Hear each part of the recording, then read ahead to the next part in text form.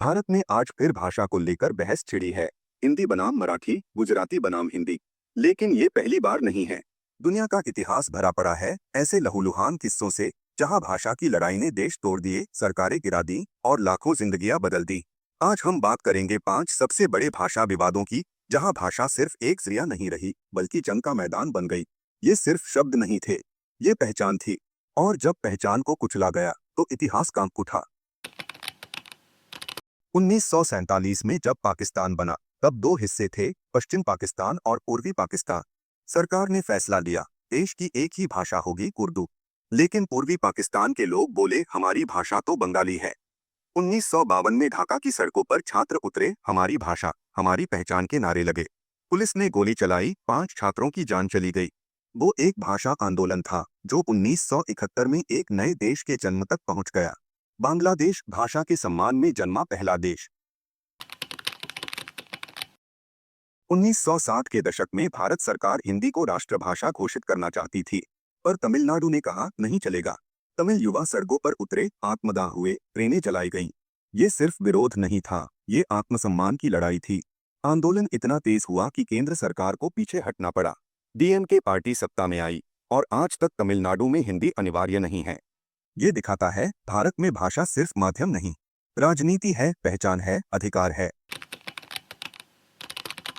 दुनिया का सबसे शांत देश माना जाता है कनाडा, लेकिन यहाँ भी भाषा की एक खामोश लड़ाई चलती रही। क्यूबेक, जहाँ लोग फ्रेंच बोलते हैं, हमेशा खुद को अलग मानते रहे। 1980 और 1995 दो बार रेफरेंडम हुए, क्या हम कनाडा से अलग हो जाएं? दोनों बार जवाब आया, नहीं, लेकिन मुश्किल से। आज भी क्यूबेक में साइनेज, स्कूल, ऑफिस सब कुछ फ्रेंच में है। कनाडा ने इस भाषा संघर्ष को दबाया नहीं, मैनेज किया, और यही समझदारी थी। 1956 में श्रीलंका ने सिंहला को ऑफिशियल लैंग्वेज बनाया।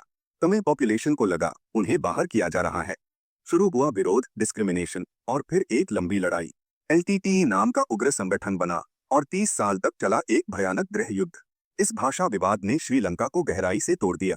लाखों जाने गई, सिर्फ इसलिए क्योंकि किसी की जुबान किसी और को खटक गई।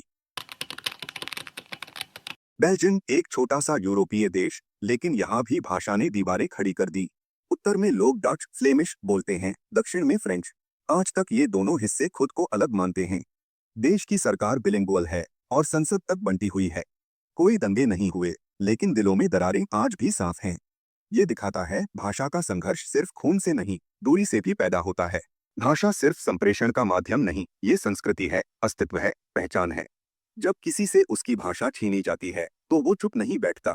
कभी विद्रोह करता है, कभी बगावत, कभी पलायन, लेकिन हारता नहीं। इतिहास ने बार बार बताया है, भाषा अगर दबाई गई, तो जुबानें नहीं, जमीनें टूटती हैं। अगर आपको लगता है कि भाषा को लेकर राजनीति नहीं, समझदारी होनी चाहिए, तो इस वीडियो को लाइक कीजिए, कमेंट में अपनी राय दीजिए, और इतिहास एक्स को सब्सक्राइब कीजिए, क्योंकि इतिहास की सच्चाई जानना हर नागरिक का हक है। और इतिहास एक्स वही सच्चाई आपके सामने लाता है, बिना डर, बिना पक्षपात।